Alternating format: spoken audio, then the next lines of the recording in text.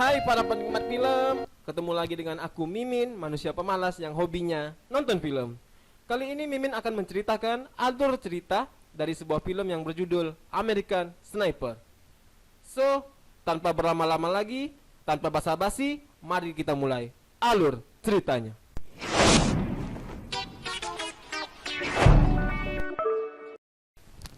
Berlatar belakang negara Timur Tengah, terlihat segerombolan tentara yang akan melakukan penyergapan. Ini adalah Chris. Chris yang diperankan oleh Bradley Cooper. Ia adalah penembak jitu tentara Amerika Serikat yang merupakan tokoh utama dalam film ini ya, gengs. Oke, lanjut. Chris di sana bertugas menjaga rekan-rekannya dari jarak jauh, dan di sana terlihat seorang anak kecil dan ibunya sedang memegang sebuah bom produksi dari Rusia. Chris pun meminta izin kepada atasannya untuk menembak, dan sesuai permainan, tembakan tergantung Chris, di mana semua adalah keputusan sang penembak. Dan saat ia akan menarik pelatuk tersebut, tiba-tiba skin bergeser ke masa lalu Chris, di mana ia sedang diajarkan berburu rusa oleh ayahnya, dan ayahnya berkata, "Kau akan menjadi pemburu yang hebat nanti, nak." Beberapa tahun kemudian, Chris pun menjadi pemilik peternakan dan menjadi juara rodeo sekecamatan. Setelah selesai dengan hal itu, Chris pun pulang ke rumah lebih awal, dan sesampainya Chris mendapati kekasihnya sedang berduaan dalam kamar dengan seorang laki-laki. Kekasihnya pun berkata, "Dia tak melakukan apa-apa, dia hanya membetulkan celananya, dan aku juga membetulkan celanaku." Tai. Chris mengusir laki-laki itu dari rumahnya. Setelah itu, terjadilah perang rumah tangga. Kekasihnya pun memutuskan untuk meninggalkan Chris.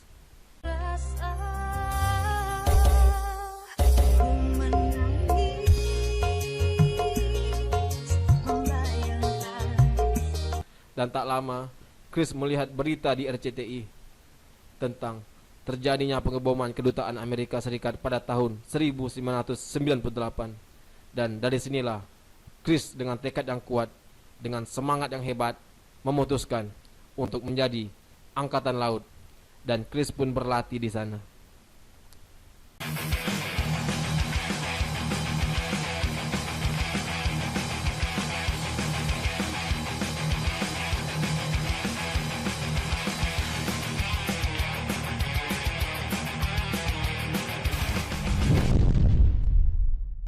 Keesokan harinya, Chris bertemu dengan seseorang wanita di bar. Wanita ini bernama Taya. Di sana Chris mulai melancarkan gombalan-gombalan mautnya sampai si Taya muntah-muntah. Hari demi hari mereka lalui bersama. Chris dan Taya pun semakin dekat karena muntahan di bar, hingga akhirnya giliran si Chris memuntahkan sesuatu yang lain ke Taya. Setelah main muntah-muntahan, mereka akhirnya memutuskan untuk menikah. Dan sebelum menikah, Chris dan Taya melihat berita di TV tentang pengeboman di New York. Lalu, tak lama, pesta pernikahannya pun dimulai. Di tengah acara pernikahan si Chris, salah satu rekannya mendapatkan telepon dari atasannya. Dan ternyata, Chris dan rekannya mendapatkan tugas untuk ke Irak. Lalu mereka pun berangkat.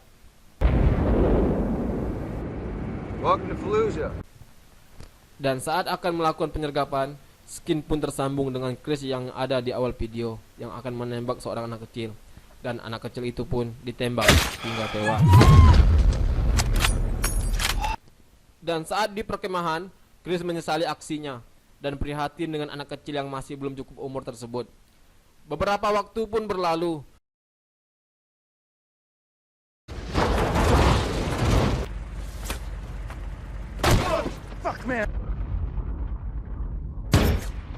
Sampai di mana saat Chris akan makan siang, rekan-rekannya di Irak menjuluki Chris sebagai sang legenda karena ia banyak menembak musuh dengan tepat dan mematikan.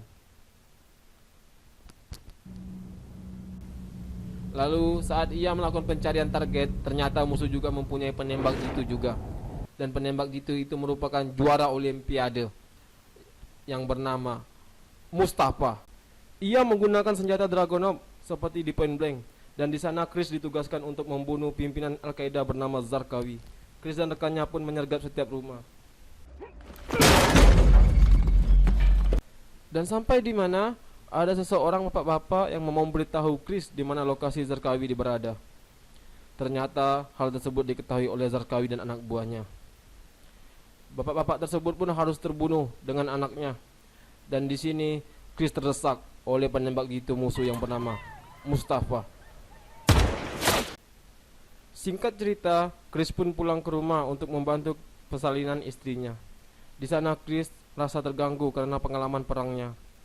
Dan Taya sang istri pun berkata, "Kau harus fokus pada keluargamu. Berhentilah pergi ke Irak." Dan tak lama Chris pun melakukan perjalanan keduanya ke Irak. Pencarian terhadap Zarqawi pun berlanjut. Di sana mereka terlibat baku tembak dengan anak buahnya Zarqawi. Dan ternyata Mustafa pun mendapat misi untuk membunuh Chris, sang legenda, di mana ia akan mendapatkan $180.000 jika berhasil membunuhnya. Singkat cerita, Chris pun pulang ke rumah lagi untuk menemui anak keduanya yang baru lahir. Chris pun lagi-lagi diingatkan oleh istrinya untuk berhenti berperang dan fokus sama keluarganya. Dan lanjut ke perjalanan ketiga Chris ke Irak. Saat mereka sedang ngobrol di atap, Mustafa menembak salah satu rekan Chris. Anggota tersebut pun segera dievakuasi ke markas, namun mengalami kritis yang cukup parah. Dan saat mereka memutuskan kembali ke lapangan untuk membalaskan dendam atas rekannya,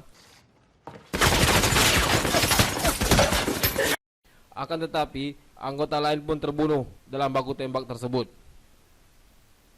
Taya memohon kepada Chris agar hidup normal saja, karena dia membutuhkan Chris di sisinya.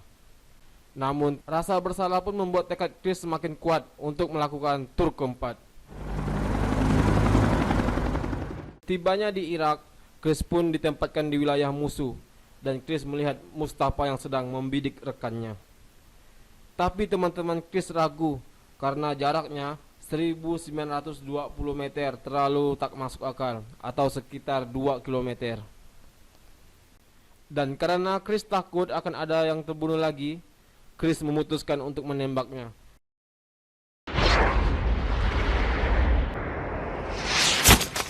Dan alhamdulillah berhasil membunuhnya dengan jarak 2 km.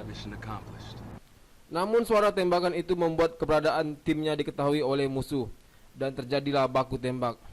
Di tengah baku tembak dan amunisi Chris yang sisa sedikit,